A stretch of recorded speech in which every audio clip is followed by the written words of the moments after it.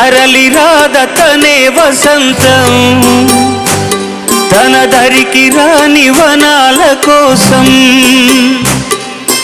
తరలి రాదతనే వసంతం తన దరికి రాని వనాల కోసం గగనాల దాకా అలసాగకుంటే మేఘాల రాగం ఇలా చేరుకోదా తరలి రాదతనే వసంతం తన దరికి రాని వనాల కోసం